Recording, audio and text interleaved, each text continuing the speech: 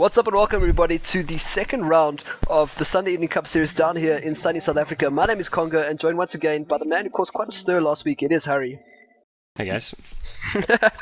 Well, you did. Like I said in the last game, you got quite a little bit of a fan base going down here in South Africa. But this is game 2 between Energy Esports and TNT.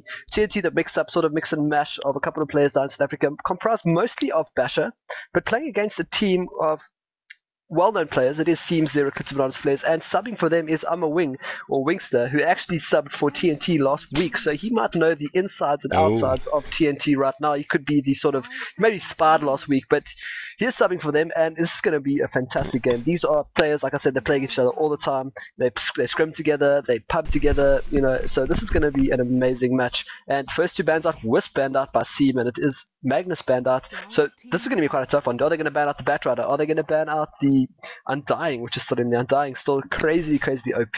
I don't know if they fixed that DK heal. They did fix the heal on Decay, sorry. So it's still quite OP though in an aggressive trial lane, but is it going to be banned out over here?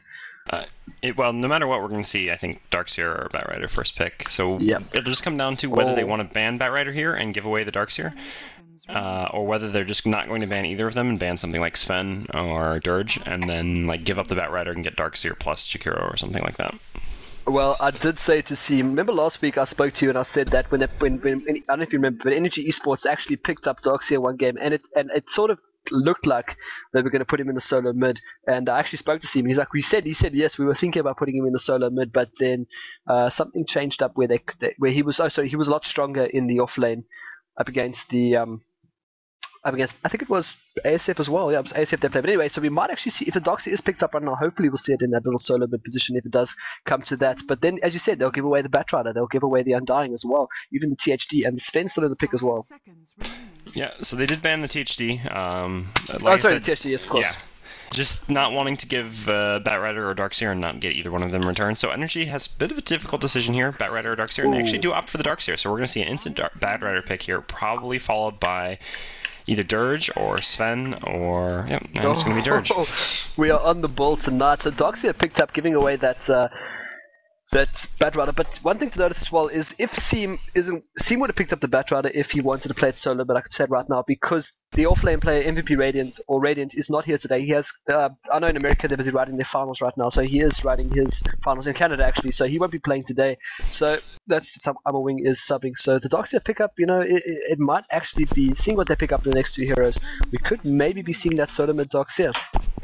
Yeah, it just depends. I mean, the solo mid Darkseer is most frequently used against TA, just because the damage over time from Iron Shell is pretty effective against TA, and TA not really kind of a ranged hero, but pretty short range like Luna, so it's pretty easy to get Iron Shell harassment off on her. I don't know if that's better than putting a soul or a sacrifice solo lane Darkseer, but we will see if there is the TA. But yeah, we're going to have a Luna pickup, which is going to give, I don't know, Energy is going to have a really strong death ball if they kind of build around this. And Keep of the Light is actually going to allow them that, because this is going to make it so that they can kind of force their way into an enemy base using Illuminate to knock down the creep wave and force the opposing team back, and then kind of get Luna in there, sieged up on the tower, and just start hitting with Claves.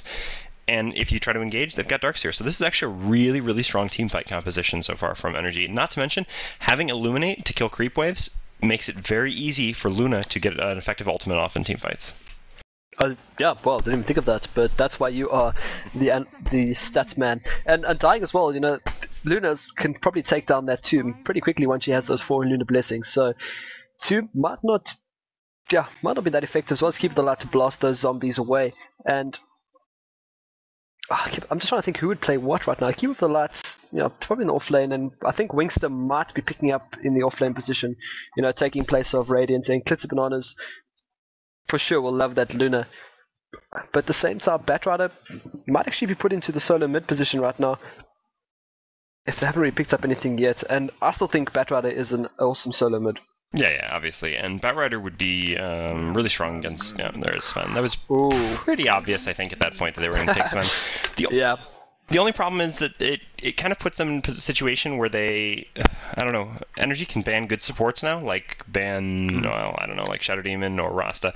Actually, I think these South African Dota doesn't really value Rasta appropriately, so I don't think Rasta is going to get banned or picked here, but I mean, with THD already out of there, and actually, oh yeah, I just realized something. Rubik, I don't think was banned or picked in the last game at all. Yeah, No, no, it was banned. It was banned. It was was it banned banned? by yeah, Okay. it was banned by I think TNT. They banned him out. Yeah, Okay. but if he's not banned out now, I can guarantee he'll probably be picked up. And I mean, Okay. Rubik in the lane, I guess with Sven, that's going to be quite crazy. Also stealing some really cool ultis this game. I mean, wall as well can be a great. I mean, I guess when Rubik steals the wall, you kind of engage with Darkseer, you get the vacuum off, and then Rubik maybe steals the wall. You kind of have to like sort of immediately back off, because if you run through that wall, Luna's illusions being farmed up will just rip through everybody on the Energy Esports team. So, but Rubik will be a fantastic pickup, I think. And just thinking who would play it, it will probably be Doppler as well.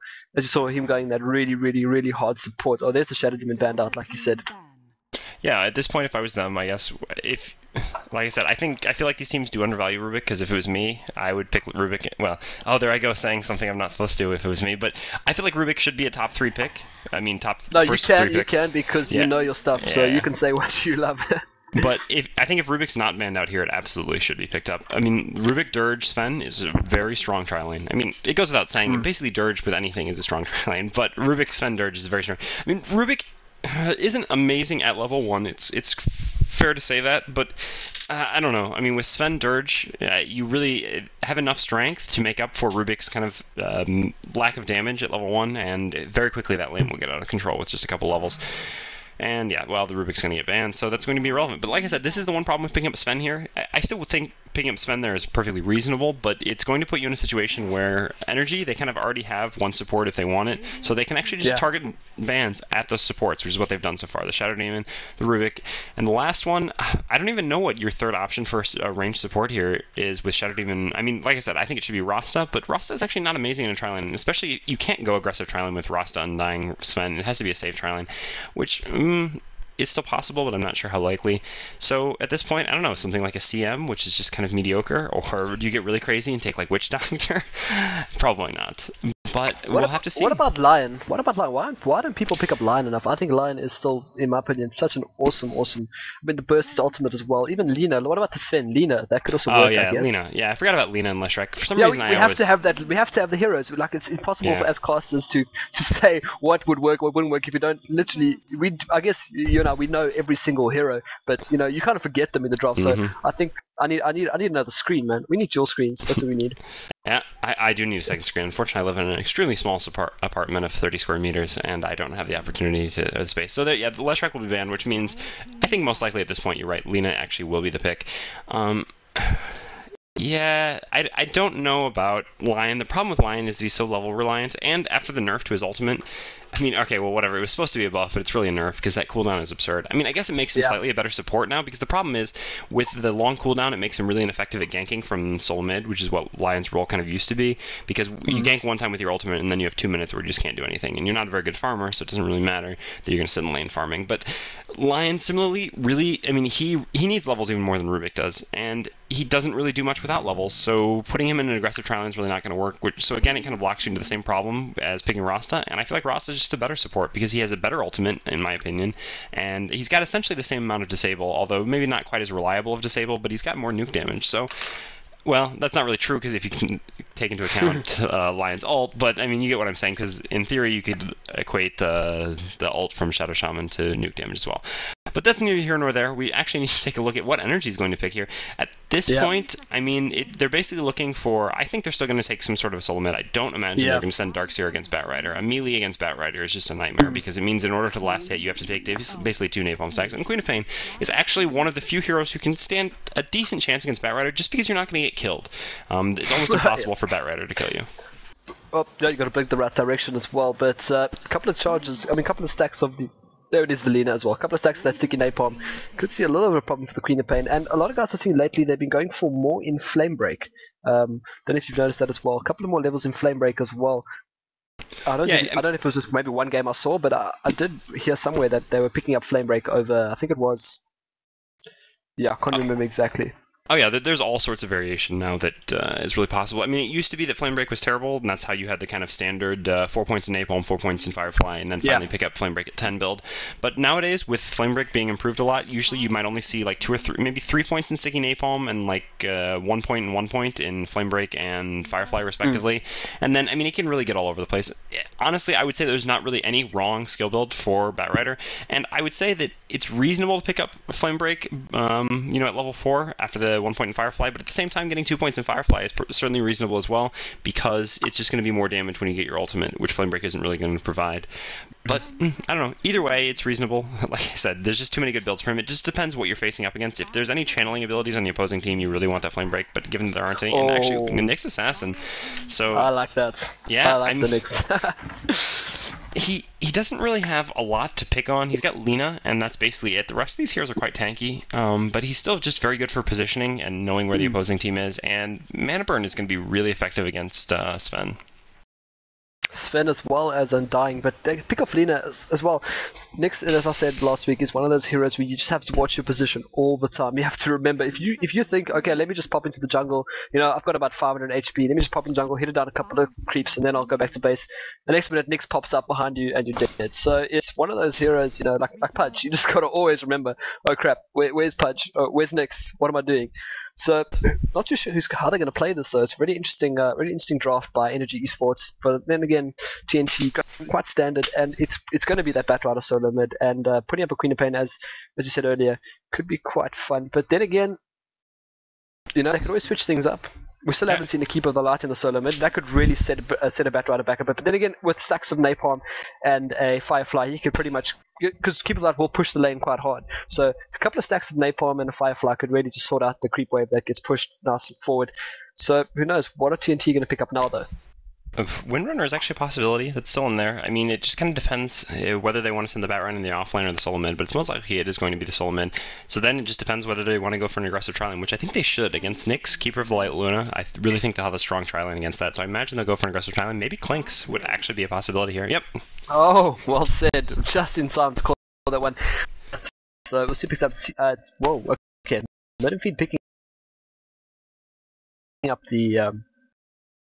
It's a little bit strange. Okay, we'll talk about that when the game gets going. But oh, it's not going to be the solo mid Darkseer. It's going to be the solo mid Queen of Pain. Damn it! I guess I think things change up as you're going around, as you go through the drop. But anyway, let's jump through who's playing early. Clitz Bananas on the Luna, Zero on the Nyx Assassin. I'm playing the offlane Keeper of the Light, Flares on the Darkseer, and Seam solo mid Queen of Pain up onto TNT side. Doppler playing the Sven. I think only playing the Sven because he has the really cool. He has got the commander set, so he'll definitely play the Sven. And really Dota playing the Undying, heading towards the offlane. So we might see an offlane Undying as well. Batrider, Blink and Steel. It's going to be the solo mid up against the Queen of Pain, and Clinks heading towards heading towards the safe lane. It looks no real aggression. Oh, it's going to be a 5-man aggression going towards top in the first move. So I don't know what's going to go on over here. We got Clinks, Roam, Foam heading towards the. Well, I guess they're all heading towards top, but I mean, it should be the Clinks solo top. Clinks is pretty standard. I mean, basically anytime, 95% of the time, if you pick Clinks, he's going to be sacrificed or safe lane solo, and he's really standard pickup against Darkseer solo, because basically what Darkseer is going to do when he knows he's a solo against solo is he's going to creep skip. He's going to come around behind the tower and block the creep wave and use Iron Shell to kill him off. And Clinks is actually one of the few heroes who can last hit effectively under the tower. Usually it's going to be really difficult for you to last it effectively, but thanks to the extra damage from Searing Arrows, he won't have too much difficulty with that. And you can see he's actually picked up a lot of regen. He has 6 tangos and a healing salve. He doesn't really need anything else because he's just going to use that regen to last hit along with Searing Arrows, which is why he buys this much. We're going to see the aggressive tri-lane going down bottom and the Batrider mid. And yeah, I mean the lanes are pretty standard at this point. Solo mid against solo mid, tri-lane against tri-lane bottom, and solo against solo top. I would say, I mean, Batrider's favored against Queen of Pain. Clink should have a reasonable time against Darkseer if he plays it correctly. Actually, are they switching things up? Why is Sven still... Is this a support Sven? He actually has supportish items. I think it might be. I think because Doppler does play support, so that's what I was thinking originally. I assumed it was going to be a sort of a support Sven top with the Clink, so that's going to be a really tough time for Darkseer, as they are probably assuming that he's going to start skipping creeps, which will be sort of the preferable thing to do for Flares right now. But Donny B's heading towards bottom. Get rid of that ward immediately. They might have seen him putting that down, so that's going to be no vision middle for already 3 charges as well on top of Steam's head. And You know, you just can't be aggressive against an Undying. Sorry, you can't be aggressive against Undying. That decay is still quite strong. If you do try jump him as quick as you can. Yeah, you can't really be aggressive against Undying. I mean, with the heroes they have, they don't really have the capacity to do it. They only have one stun, no slows, so there's really no way that they're going to kill this Undying, unless the Undying, I don't know, just really isn't too smart about it. Although he did go boots at level 1, not a stout shield, but yeah, he's just going to be fine. He's just going to decay them and then run away. Ooh, charging up the Illuminate. I actually I'm not sure if it was smart for him to turn back around here. I think he actually would have just gotten away if he just tanked the Illuminate and ran, but instead he's going to die. I wasn't sure what you were talking about because I was watching top as they were actually going on flares as well, as he says, well, that means go away. Sort of, it's a slang term, it means go away, but they were going on him top as well, but first blood for Klitzer Bananas, and that's exactly what he needs. Buys up a Wraith Band immediately, so he's going to go for the Ring of Aquila, so you might see your more standard sort of build this game, as Firefly used by Blink and Steel as well. Seem not doing too bad. Actually, wow, the last game I hardly had any drop downs. We got the last hits and denies down now as well. Yeah, I forgot to put that on. Courier, wow. sorry, Courier taking down, and almost a kill for C, but Blink still got his bottle just in time, so nice for him. Yeah, I really don't like these lanes by TNT. I felt like TNT had great lanes if they just went with what I felt would be more standard by putting the Clink solo top and then put your tri-lane bottom. I feel like their tri-lane would be fine against the Radiant tri-lane, but instead they decided to go with this off-lane solo Undying, who is getting some experience, but so is Darkseer. I mean, Darkseer is level 3, and he's going to have a much easier time getting farm than the Undying is. Like, they'll both get levels at this point, although the pull is going to come out soon from the Ezreal, and Ezreal has already stacked. So at this point, Undying shouldn't see much more experience. They're going to go on the... Oh, Surge is already up, so they actually will be able to chain stun him down here, but I don't think they'll have enough damage. To body block maybe, flares, a little bit of trouble over here, puts off Iron Shot, he might be able to pick up mid and feed over here, needs to run back, doesn't have Surge, here comes Clinks to sort him out as well, has to back off just in time. That was a little bit of, got scary over there for mid and feed. Yeah, thought he got away there. That's the problem when you have a Darkseer who has levels against a support who doesn't have levels. It's going to be a real big problem. I mean, you've got a level 1 Lina who's got 500 health. Level 2 Iron Shell is going to go through her, or as you would say, sort her out very quickly. Sorry, I love that saying, but I don't know. We've got some quirky terms down here. Actually, Darkseer does only have 3 CS so far, which means that Clinks has actually been doing a pretty good job denying those. Yeah, it does have 5 denies, that's not a ton. I'm surprised Darkseer hasn't gotten a few more CS, but I guess they've kind of been pulling a little bit. Well, no, this is actually the first pull, I think. But, well, I don't know. I mean, it's still just, it's not favorable. Darkseer and Undying the same level by now, but Darkseer still has an easier way of getting farm, and is going to get more farm. He has a better escape mechanism. I don't know. I really don't like this, and I'm starting to sound like a broken record, so let's focus on some more things. Queen of Pain actually perfectly even with the Batrider on mid. Yep.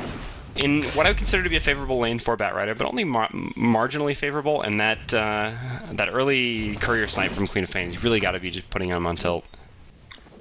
But it's going to put him a little bit ahead and maybe help him out from not being sort of engaged on really early by that Batrider. Can't bottle crow, which is probably what he wants to do right now. But at the same time, nice pull as well up, missing the double pull on the creeps. It's going to be a little bit of a mix up there for Zero. They might actually push the lane out now. 2 creep waves coming down as well as a siege. So this is going to be a nice lane for the Undying. Ping's going off on him as well. Pits of Bananas doing some hitting under the tower. And yep, Dox trying to go on Doxy again, just hitting him down a bit. So Doxy, it's almost keeping up with levels. Again, no, sorry, he's back down to level 3. He was keeping up with levels as the solos, but now he seems to slow down a bit. Obviously, and a very aggressive ward going down as well. So now they're looking to take him down. Now it's been too long that he has gone without dying. And are we going to see Blink and Steel picking up every single rune this game? I don't know. The Queen of Pain had to know that the room was there. I mean, she has vision. I don't know why she allowed him to just go get it, or why the 2 supports didn't rotate to come kill him at the rune. But, yeah, regardless, he just picked that up. I mean, I understand why she didn't, because there were creeps that were still in mid. But, I mean, if he's going to sacrifice the experience to go get a rune and you know where he's going and you can beat him to it, why not just go for it yourself? And you know that he's not going to have support down there that you're going to be blinking into, because you know that the supports are top. Well, I guess you don't know because you haven't really seen them on the map. But, I mean, the pulls are happening, which means you can assume that there are support stops. So I think that would have been safe for her to go contest that. Batrider is actually going to go stack up the tough camp here. He's really afraid of just being in this lane, or he just really wanted to maximize the efficiency of his time while bottling up. No, he's actually just going to go start taking stacks in the jungle, and they're just sacrificing the mid lane. I'm so confused here. I mean, taking stacks in the jungle as Batrider is fine. I mean, it's going to be a really easy way to get farm, but I don't know why you're giving up the mid lane. I guess he's just afraid now that Queen of Pain is going to be level 6, that Queen of Pain can just kill him since he can't get his boots without the courier. I'm still not sure that this is the most effective use of time ever, though. Well, he has to make a plan right now. Pulls into the small camp as well. 6 charges up on that centaur. So I guess it's a bit of a defense mechanism now. He has to try to get some farm somewhere around the map. He is losing mid to the Queen of Pain, and by quite a bit as well, up to about 8 creeps. So it's not easy for him at all. And Zero as well, only level 2 and taking a lot of damage from those creeps.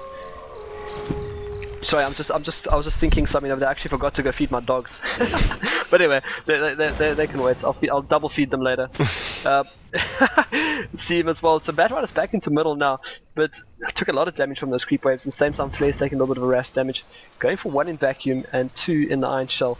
He's not really using the Iron Shell. Okay, now he is. Has got a Soul Ring up as well, so he's getting there. He's on the way. Still one kill up for Energy Esports. Yeah, I mean, the Soul Ring on Darkseer is basically the most core item he needs at this point. Klink's actually going to do a fair amount of damage to him, but yeah, so, I mean, Darkseer basically has everything he needs at this point other than boots, whereas Dirge, I don't know, I mean, he really wants Arcane boots, and he's a long ways off from that, although he hasn't gone from the Ring of Basilius. This is going to prevent, or well, make it a little bit more difficult for his tower to be pushed down, as well as give him some much-needed armor, because he doesn't have a ton of base armor, and at this point it's going to be a lot more difficult for him to be killed, since a lot of the damage is going to be coming out towards him on this bottom lane is physical, thanks to the Luna aura, but actually, yeah, with Keeper of the Light, they're just pushing him off. I mean, he can't really come up here because with Luna being level 7, he actually will just die if he gets caught at all. So, I don't know. I'm not so sure that there's really an effective utilization of the supports at this point. I mean, you've got a Luna and Sven, or Lina and Sven as supports, and they haven't actually done anything basically all game other than stacking and pulling. I don't know. I mean, I guess having Sven as a support who hasn't done a whole lot isn't the worst thing ever, because at some point he's going to be able to pick up some farm once Klinks gets that Orchid up. You know, Klinks can start roaming around and abandon the safe lane farm, while Sven, I guess, can pick it up and kind of turn into a more late game hero. But at the same time, I don't know. I don't really like the utilization of these two supports not really doing anything. At this point, they should probably come bottom. I mean, you've got level 2 Tombstone, level 2 Decay, although I really don't like this. I feel like, I know some people champion this build of maxing Decay, maxing Tombstone, ignoring Soul Rip, but even just 1 point Soul Rip is just so useful, especially if the supports were to come down here. I feel like he probably should have that, but in this situation he does not. So it's going to be a tower race. At the same time, I really don't think TNT have any chance of competing. Oh, and I'm not sure, but I think Kyle just timed out. You there? No, guess not. So I'll just be taking care of this myself for a second. Batrider actually has rotated towards bottom. He's going to help them cover this tower because they realized that their tier 1 tower was going to go down pretty soon if Batrider didn't get down here. Batrider actually taking a fair amount of damage. Chakra Magic up on the... wait, and actually speaking of towers taking down, Queen of Pain takes the tower to mid.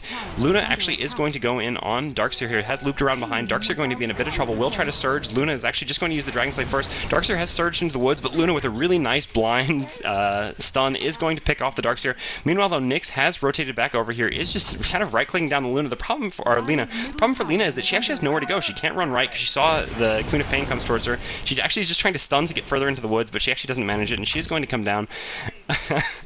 And the Darkseer is going to throw out just a little bit of joking trash talk. Not really too happy about being dove by the Lina like that, but joking with the Lina because she didn't give her any support. And Kyle, I think you're back now? Oh,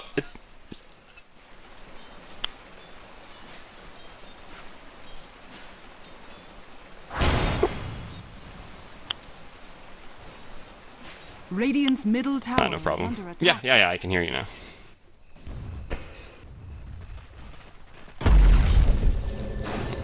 Me up, but I said no.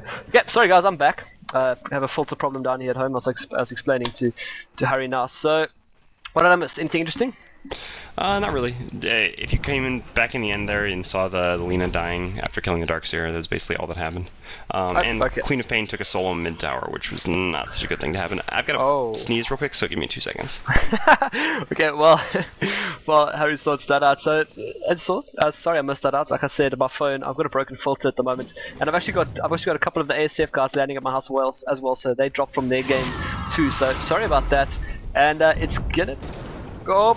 See me a little bit of trouble to get stunned out. Zero is there. It's Cream of Pain going down, and Spike Carapace, and well played there by Zero, putting on Spike Carapace and running into the flames, stunning at the same time. Klink's picking up a kill on the Darkseer. So a couple of trades, but then again a solo mid for an off lane is not really the best trade in the world, but it's a trade nonetheless as he makes his way probably to pick up that haste rune. Yeah, and I am back. Sorry about that. Great. Just, you know, it's that time of year. Yeah, so, I mean, 1-for-1 trade, but killing the Bat Rider is certainly more important than killing the Darkseer at this point. Like I said, Darkseer kind of, Yeah. I mean, he's going to want to build a mech or a pipe at some point, but how quickly that Bat Rider is able to pick up the blink is infinitely more important. Although, in the last time we saw Bat Rider from TNT, he actually did end up going for a 4-staff before blink. We'll have to see if he mirrors that here. Well, I have to imagine he goes for the blink first. I mean, it's just so much stronger. And the push on the bottom tower continues as Ezreal spamming back the creep wave. Bat Rider can have a lot of difficulty here. He has gone for max level flame break, which is one of the reasons he had more difficulty in the lane, because he didn't have high levels of sticky napalm. Actually, Nick's looping around here. They're looping around, trying to get the stun off. Is he going to get the stun off though? There it is, Luna Beam as well, and this is going to be a very quick use there of the ultimate by Kids Bananas. And I don't know if entirely necessary, but kills are necessary, and he picked up the kill. And a big circle drawn on the map. Oh, there it is, and now Undying going to drop down as well to the next assassin, and Tomb is down another 150 gold there, and there are 5 heroes bottom, so this is definitely going to be another tier 1 tower drop down. Only about 200 HP left, so well, great gang there, I guess. 2 heroes down. Yeah, that was actually really funny to see kind of the movement on the minimap there. It was like, you know, Bat Rider coming to the tower, and then the Nyx Assassin just looping around him, and then the Dirge looping around the Nyx Assassin, and then the Darkseer looping around the Dirge. And ultimately, numbers win, and the tier 1 tower goes down in the favor of Energy Esports. So, I don't know, TNT have a lot of ground to make up here. Energy, let's take a look at this gold graph. Yeah, 5,000 gold ahead at 12 minutes. And this is the same TNT team that we just saw put on a dominant performance. I really think this all just comes down to the way they set up their lanes. I don't think it was very favorable. Bat Rider is going to be looking for a lasso kill on this Queen of Pain here. We do have Clinks as well. Clinks already has his Orchid, so he actually should go in an Orchid first, but it looks like and the Orchid is going to land lasso afterwards. This should easily be enough damage to take down the Queen of Pain. Flame break, and yeah, Queen of Pain does go down. More than enough to take him down. So, oh, and coming from the side, it is the Vendetta up. He's looking for that Vendetta, a little bit of revenge for his made the Queen of Pain, and Flares comes in as well. Doesn't have Firefly now or anything. He's going to drop down to the Radiant though, so no kill for Zero. But he has got those Arcane boots up, so he's getting more than enough farm. But yeah, a nice early Orchid though by Roman Foam. Oh, yeah, do they have a Dust? He's going to be the other way just fine here. Even with Dust, he has too much movement speed. He's gone for the max level Skeleton Walk, which means that he's extremely difficult to gank. That is the one strength of this hero. I mean, maybe this is why they kind of set him up. Instead of just being the solo lane, where he'd have slightly less farm, they actually put him kind of as the tri-lane farming carry, which typically you don't do with Clinks, because there's just a lot better farming carries, especially if you're putting him in the safe lane. Although against a Darkseer, you want a range carry, not a melee carry, because you don't want to take harassment from Iron Shell when you're going into farm, but still better range carries, even after the Luna was picked by the opposing team. But like I was saying, because the opposing team doesn't have a lot of stun here, Clinks can actually get away pretty easily and move around with Skeleton Walk. And now that he has that really fast Orchid, he should be a pretty big threat. He's going to wait, I guess, to finish up his wands and treads before kind of roaming around and ganking, or roaming and foaming. But yeah, let's see. He does have just a couple things coming out on the courier, which is actually not his yet. But there should be a bit of a clash here top. Although at the same time, while TNT have had to move 4 heroes up here to defend, Luna is just going to free farm bottom. And they're going to roam around, and yeah. Tomb goes down, 5 heroes top, Flares tries to surge away, and Zero is going to take front of most of this, and he takes down Flares as well, gets stunned, nice stun there, but mid and feed, and it's a double kill. Clitzer Bananas picks up his blacking bar, nice and early, 14-minute blacking bar, good job to Clitzer Bananas, has the Ring of Aquila as well, so, wow, Luna, you know, they're kind of forgetting about Luna a bit. I think maybe one of those 5-man aggressive gangs on the Luna might do them a little bit of justice, and Coddle's there as well, just to sort out the push. Or you actually might be able to bring, once Clitzer Bananas picks up that BKB, you might actually be able to bring Clitzer Bananas top. Once he's cleared up these creep waves, you could actually see, I think he's going to run out of it though, yeah, he's going to run out of his ultimates. Yeah, Luna is actually going to be coming here, so she should be here any second. No, he used recall, I thought. Yep, there she is. Oh my word, so much damage. Clitzer Bananas picking up a killing spree, and immediately drops down set as well. Oh, jumping onto Roman Foam, and he drops down under the tower. 10-5 is the score now. I think the gold graph will probably change, but it's 5,000 ahead in terms of the Radiant already, and that is quite a substantial lead at the moment for Energy Esports. And wow, so did Luna get recalled in? I didn't see. I think he TP'd in. No, he got recalled. No, he did eventually get recalled in, and he actually didn't even have to use his ultimate there, which is really bad. I mean, it was just a bit of an overextension from TNT, kind of getting overconfident and just thinking, yeah, well, Luna's bottom, we're on top of the tower, which means she can't TP into the tower. But I guess forgetting kind of about that recall from Ezreal. Although I think they kind of lost the fight, to be perfectly honest, even before the Queen of Pain or the Luna got there. Queen of Pain doing a lot of damage there. And speaking of Queen of Pain, she actually is going to be going for the Aghanims. This is kind of a nice item to go for if you farmed really well, because it's going to help you kind of augment your farm. Typically, we talk about carry-ish heroes, or carry heroes. I say ish, and oh, wait, actually, there's going to be action top Dirge. Taken down by Keeper of the Light to the blast. So, you were saying? Yeah, so on farming heroes, the typical progression that you go for, well, carry heroes, farming heroes, whatever you want to say, is to get a farming item first, and then to get a survivability item, and then a damage item. If you can, this is typically the progression you make. I mean, you can see it in all sorts of heroes, like an anti-mage. You want to get Battle Fury first, and then like a heart, or, well, unfortunately, Manta is kind of an exception to this rule because it's both a damage item and a survivability item, but that's what makes Manta actually such a strong item. But alright, on something like Void, you would get, you know, your Midas or your, well, I mean, Maelstrom is kind of a farming item, kind of a damage item, but Midas or Battle Fury, stuff like this, and then you pick up a survivability item, and then you pick up a damage item. So Queen of Pain being able to get this, and actually going to recall the Nyx, but yeah, sorry, got a little bit derailed there, but Queen of Pain being able to pick up an Aghanims, because she got good farm early on, means that she's going to be able to farm even more using her ultimate to kill creep waves in this mid-game, so it kind of functions as a farming item in that regard. And she's invis right there, Tombstone put down 0, and got one stack of Tiki Napalm on him, but there comes the Illuminate straight to clear up those creeps. Oh, he gets the Carapace off right before the silence and blasted back. Keep it on a well-played stun as well. There it is, the BKB and the Scream on top of all of it. It's going to be almost a team up over here. Buyback immediately though from Zero, and they're chasing down past the Tomb right now, and they're going to pick on the Tomb. That's 100 gold as well, Chris Bananas, but very nice use of his ultimate as well as the BKB, and it is a level 2 ultimate, and 14-6 is the tally at the moment, and this could be a tier. This could be another tier 2 tower right here, or the first tier 2 tower, sorry, for Energy Esports, but very well played. And as you said, Keep of the Light cleared up those creeps so quickly, and Flair's just going to skip quickly and pick up those two. So yeah, wow, good fight. Yeah, they chased past the Tombstone, which wasn't really a good idea. I mean, you have a Tombstone. Basically, the entire reason you have Dirge in a team fight is for Tombstone. And chasing past the Tombstone is just a recipe for disaster. I guess they felt like, well, they had one down, they were up 4 versus 5, but 4 versus 5 with the Luna ultimate on the other team is not really a favorable 4 versus 5, as we just learned. So, I mean, Luna does go back to farming a little bit now. We'll have to see what her next item pickup is, whether she's going to want to go for those drums, which is kind of a standard Luna item, or whether she'll skip straight to basically going for Manta. Typically, you get drums before the BKB, so it's maybe less likely that she will go for them afterwards, but at the same time, there actually are no drums on her team. Possible carriers for the drums would be, well, the other one would basically be Nyx, who is a reasonable drums hero as well. Meanwhile, Ezreal does actually, yeah, he has, I guess, I'm not sure if he ever had Tranquil Boots, but if he had them, no, he couldn't because he doesn't have a Ring of Protection anymore. So no, actually he just buys his Tranquil Boots now, as well as a Buckler, working towards that mech. Let me take a look. Are there any other interesting items? Well, oh wait, Queen of Pain actually might be in a little bit of trouble here. Orchid's going to come out, and yeah, she's, well, she has brought her Aghanims up as well, the Flame Breaker, and maybe still something out. The damage from the Orchid is going to finish him off, but she did pick up her, or he, sorry, Seam did pick up the rest of his Aghanim Scepter, so he's got that up right now, so that's going to help a lot in team fights. But that last team fight as well, I don't know if you saw, he got that Sonic Boom off, sorry, the Sonic Wave off right on top of about 3 or 4 heroes, so what was the 3 heroes that dropped down? And so Aghanims is going to be absolutely amazing. I mean, what's it, about a 35 second cooldown with about 600-700 burst damage, so what's it? It's going to be 600 burst with the Scepter, so, I'm not too sure, we have to see with it. But then again, the cooldown just becomes really, really ridiculously short at level 16. Yeah, so you're looking for a kill. Cool. Ooh. Put down a sentry on top of his head, so he has to back out of this one, but comes out of the invis immediately. By accident, but I guess really good that he did come out of it.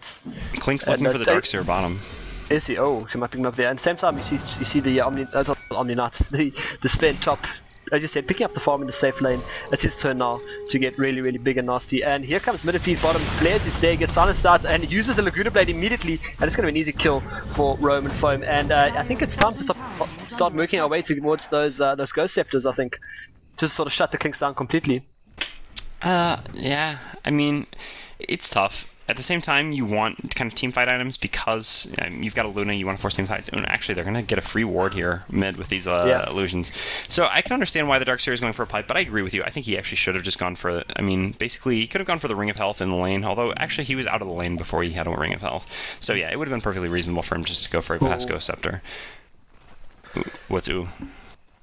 To pings on Clits of Bananas top here, if they do move a couple of heroes in and he catches them in the jungle, they're going to have a really horrible time. But at the same time, Seam still farming up a bit, 139 CS on Clits Bananas right now. Looking at the net worth as well, sitting up about 10,000 up above the Klinks, who has about 7,000 at the moment. And right behind him, the Queen of Pain. So Radiant doing really, really, really well at the moment, keeping up there with the farm, keeping up with the gold lead. Gold lead at above 10,000 at the moment, sitting at 20 minutes in the game. That's quite a substantial gold lead, as well as EXP sitting at about 7,000, 7,500. So things going really the way of Energy Esports right now. Zero as well picks up that null talisman, probably heading towards the that really annoying Dagon.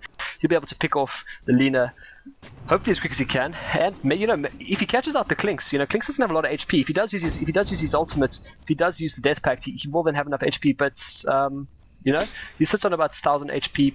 I don't think he'll actually be going for the Dagon. He just got the null talisman because he wanted the extra mana early on. I mean, he's the one. Dagon is a fine item on Nyx Assassin if you get a lot of farm very early on, which is only typically if you're basically a mid. Otherwise, you're just not going to have it in time, and he's actually the one buying wards for his team, so there's not really any probability of him getting to enough money for Dagon to have it at a reasonable time frame. So I don't imagine he'll go for that. I mean, well, realistically, if they get further and further ahead as they are now, he might just get it anyway. It's kind of a trolling item and just 9 and 10 the game quicker. But I mean, he's so far away from it now that it's not going to be a practical item pickup anytime in the future. But so basically the problem that's been happening for TNT at this point is that they put all their farm, they invested almost everything into that Clinks, and Clinks just really hasn't done a whole lot for him. He's gotten a couple successful ganks since getting his Orchid, but at the same time, like all the time that he's roaming around ganking, Luna is just farming. Luna actually, I think, is that her Manta flying out to her? No, it's just a TP. Okay. But she's got 3,000 gold, yeah, so she's really close to her Manta anyway, so she doesn't really care that a couple heroes are getting ganked because she's just going to be huge. And she's almost level 16, which is going to be 10 bounce, and that'll actually bottom. Yeah, Flare's getting flame before Blessed as well pulled up Laguna Blade on top of him as well. A lot of spells being used on the Darks here, and they bring him down, which lets the rest of Energy Esports kind of just run away. Zero staying to pick up a zombie. Oh, he jumps forward, gets dusted as well. Clinks has to back off now. Puts down, I think, a Sentry too. Sentry and Dust. Really wanted to get a little bit of vision of that Clinks, and stun, as well as Illuminate coming through, and Mana Steel. Spark Carapace running into the flames. Is he going to go down via Scream of Pain, picking up 3. There goes Luna Ultimate as well. This might actually be a team wipe. It's going to be a team wipe. It's just Lina trying to he managed to TP away. So 4 for 1 is the trade right now for Energy Esports, and this I don't know, this could be an opening for Roshan, or even be an opening for maybe a little bit of damage put onto that tier 3 tower. Luna very well played coming forward with that BKB, and I had something important I wanted to say before the have you noticed what very well played, very sneaky by Zero. Every time there's a flame break, Zero puts on his carapace and sort of runs into the fire. It's quite funny. He's done it about 4 times now, and it actually has helped. He's picked off the I guess it's not really anything huge, but it's just quite funny to see how carapace works. You know, you see guys doing it when there's a flame break or when there's an illuminate coming through. But very great fight for Energy Esports, and Roshan opening right there. Yeah, I was talking about the one problem for TNT in going into this game, which is that I'm not going into this game, but going into that fight so far in this game, which is that the Clinks just hasn't really panned out for them as the farming carry.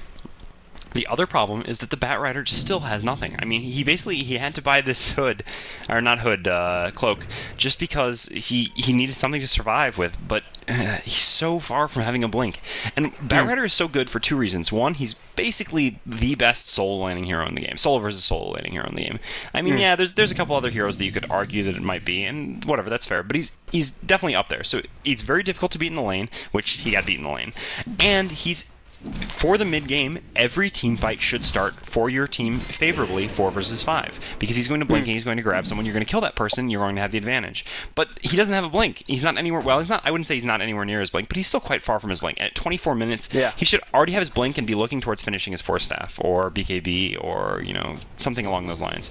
But not even having blink yet is just terrible. It really means this Batrider is just not effective at all. And, I don't know, I'm not really sure how they're going to salvage this. I mean, they're going to get the Batrider, his blink, in a little bit here. Sven is going to start to get some items. He's got his treads, he's got bracer, so I guess maybe he'll be going for the drums for his team, which is pretty reasonable. Sven with drums is nice, especially in a semi-support Sven. He's just finally picking up 1 point in cleave, so he will actually be able to start farming the jungle. I guess if you were TNT, you want to just turtle this as long as possible, even though I wouldn't necessarily say they have a better late game. They don't have a worse late game, and I don't know, Luna farms effectively. Well, sorry, you going? No, I was saying, you said it earlier that Luna is probably one of the best counters to a really farmed Sven being ranged. But anyway, sorry, you can carry on with what you were saying. Yeah, no, it's certainly true that Luna, I think, is a better carry than Sven going forward. But you've got Clinks and you've got Batrider as well. And Batrider is going to make it pretty difficult for Luna. I mean, if Luna gets the Manta up in time, Batrider can still just Flame Break to see which one's the real one, blink on top of it, and then grab the real one and force staff out. So, I don't know. I mean, it's reasonable to expect that with a Batrider, you always have a pretty good chance, especially when you have Sven's amount of damage. I mean, anything that gets lassoed and pulled towards Sven is going to die within the lasso. Because, you know, the problem with Sven a couple of smacks. Yeah, exactly. The problem with Sven is you have to chase after things, but when something's lasso, it's basically just like served to you. So, yeah, there is that. They're going to have to weather the storm for a bit longer because, I mean, they've still got the Aegis. I think it's up on Luna. Yeah. Wow, she's actually not going for a Manta. I don't agree with this. I saw that. The one thing about Klitzebanon's got to say is he loves to hoard gold. He has a massive hoarding problem when it comes. He saves like 5,000-6,000 gold in a game, then he'll buy something big, like he has done right now with that butterfly. But you say you don't agree with it? No, I mean, it's good against Clinks. It's not so good against Sven, because if Sven's next to you, you've done something wrong anyway. And Manta is just so... Manta is amazing on Luna, especially when you're sieging up bases like this, because the bounces on... With all the Manta illusions, just bouncing around the base just makes it impossible for the opposing team to come defend that. But, well, I mean, whatever. Butterfly, not a bad item. And I'm not even sure TNT can defend this. I think it's... No. Energy's just in too far. Maybe if they'd been here a little bit sooner, but they took that tier 1 tower trade in the mid for the tier 2 top, which is not really worth it to begin with, but they didn't have a choice. And if they go on Luna here, they're just going to die.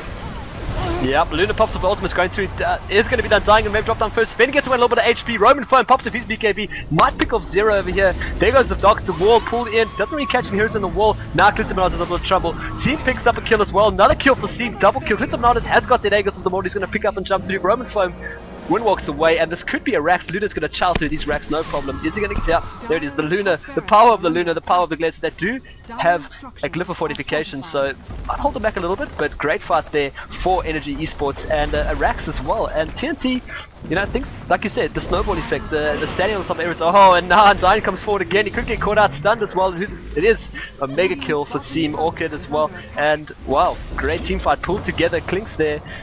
Zero running forward, and one thing to notice, Harry, is they haven't picked up a gem yet. I thought they might have picked up a gem a little bit earlier just to really stop that Clinks. If they are going to walk around as 5 or 4, you know, pick up a gem and really stop that Clinks from coming up behind and picking off 1 or 2 heroes. Yeah, they just haven't felt the need to. I mean, if you're roaming as like 3 or 4, you really want to have a gem. If you're roaming as 5, you don't really need the gem as badly. I mean, you can just generally place down sentries as you're outside of an enemy base. Although they actually didn't even really need to do that. Well, they took down the tower and then they placed a... No, that's actually a dire sentry there, so they actually weren't placing sentries at all. They're just honestly not at this point not afraid of the Clinks at all. I mean, the Clinks is just... He's such a non-issue. The way that Clinks gets strong is by getting enough pickoffs in the mid game thanks to the Orchid, but he just hasn't had the opportunity to. They've been basically getting pushed down their throat too much in this game for the Clinks to have the time to roam around looking for kills. I mean, typically as a Clinks player, what you want to do is kind of like set up shop in the enemy jungle, where you're like, you know, death pacting a big creep, you farm the camp, you wait to see someone, you know, either coming in with which you see through wards, or someone like farming that safe lane on the Radiant, you go pick off that guy, go back to the jungle, etc. This is like a typical Clinks game. In this game, Clinks has basically just been like safe farming. I mean, he has a BKB now, but other than that, he's just got nothing. I don't know. I mean, his net worth is up there, but it's Clinks. He's got to be ahead, not up there, in order to really be the impact that you want him to be. Well, there's a smoke gang coming up now. They might be able to get a little bit of justice over here as Undyne kind of ruins it a little bit, running forward and putting a decay down on top of Wing. And yeah, so smoke gang. Oh, they're still smoked up. There are 2 heroes out of smoke, and Clink's using his invis as well. And you know, you're 100% right. Clinks this game is just been, you know, he can't really be too aggressive as they are sort of moving around together all the time, and they've got the next. They've got a quite nice disable as well. The Lucent Beam, obviously Zero with his Impale, and look at the sentries down there trying to stop the wards. Wow. Okay, so it's going to be mid tower probably next. Going to be the sort of the game plan, I think. And Klitzebanon's has something coming out. What is it? It is his Manta style and the Helm of the Dominator flying out for Klitzebanon's. So 2 sort of really important items. And is this what you like? A Helm of the Dominator coming out a little bit later? I know you said you don't really agree sometimes with the Helm of the Dominator picked up on Luna, but in this game, what do you think? Later it's fine. Well, it's not really that much later actually, this game, than it was in the previous game. It's just that he has so much more farm. I actually want to take a look at his gold per minute. Gold per minute, yeah, 650. 18,000. Well, yeah, gold per minute, right? I thought you meant the net worth. Oh, no, wow, okay. Yeah, 650 gold per minute, which is pretty insane. So, yeah, at this point in the game, Helm of the Dominator is fine. It's not a terribly expensive pickup, and the lifesteal will be nice. I mean, I don't know, he could pick up whatever the hell he wanted. He could pick up the tag, and I think they'd still be winning. A lot of spells gonna see me stunned as well as Orchid, and it's pull straight into the Clint's ulti off, gonna pick up Doppler, gonna pick up Blink and Steel, and this might be the GG as Klinks picks up 1 kill, BK beat up, but now Undying's caught in the middle over there. Is he gonna drop down? Flares hates enough to run away, but there it is. Roman Foam sitting at the back trying to pick up as many heroes as he can, picks off 2, so good for him, and gets taken down by Flares, a triple kill for Flares. Well played buyback by Roman Foam. This could be another Rax down here. They don't have a glyph, and wow, did so much damage. Clips Bananas with those glaives just flying through, picking up themselves, and this actually might be the GG. I think we might have our first finalist going through, but it's looking like it's going to be Energy Esports, but 2 racks down, not completely impossible to come back from, but it's going to take a lot of turtling, and at the moment with the aggression from the Radiant, I don't think that's going to happen. TPI Zero going to pick up. Oh, he is going for that little troll, Dagon. Oh, Klinks wanted the. The Zero is going for the Dagon now. Yeah, he is. no, he's going for Necronomicon. Oh wow, my word! I'm really bad at this. I just saw the rest. I just saw the staff, the null, and I saw a recipe. I didn't even click on the recipe. I just assumed. So okay, but that makes sense. The fact that he has the Belt of Giant Strength gave away the fact that he's going to go Necronomicon, because there's nothing else he would want that for. Well, that's why you're the stats matter, not me. Well, it doesn't really matter. I mean, like I said, Energy Esports is far enough ahead at this point, 25,000, that they could pretty much go for whatever items they want. 25,000 up, 2 racks ahead, and not with a worse late game. Because like I said, neither team I would really like to classify as having a worse late game, although obviously it's going to be worse late game than Luna at this point. But I mean, theoretical late game. Without having a worse theoretical late game and being this far ahead, up 2 racks, there's just I don't think there's any way you can lose the game. Well, there certainly are ways you can lose the game, but not any way that they're actually going to lose the game. Ooh, Wingstick gonna make a little bit of trouble here. Because see Hex on, nice Hex there by Seam. Screamer playing as well. Is he able to pick up the killer? He's gonna blink forward, maybe gets the Shadow Strike off and comes forward. Another sentry put down. Let's suit up, gonna bring Seam back, drops down to Luna. Now Luna's charging forward. We're gonna see him pull back from Flares. Flares gets a pull back. This could be another kill. This time picked up a Flares, dominating streak by Flares, has got that by him. If you notice, Streams, Flares has got a Aghanim Scepter as well. So it's getting a little bit strong right now, getting a little bit too strong. Do you remember, Harry, when Aghanims used to make illusions of your teammates? How fun that was? Fun is one way of putting it. Looks like the GG's will come out. Yeah, GG called out, mid and feed, well played, and it is going to be Energy Esports, our first finalists, and we're going to have to probably see what's going on in the ASF Bravado game, but like I said, 2 great games, and this is one team that people shouldn't forget about. This Glitz Bananas picks up another kill. It is Energy Esports, going to be our first finalists in the winner bracket final, and thanks again, Harry. I'm going to have to, while you wait for the score screen to come up, you can maybe just say a few more things about the game that I may have forgotten, but I apologize. I really need to go and feed my dogs. I'll be back. That's fine. I'll be back soon.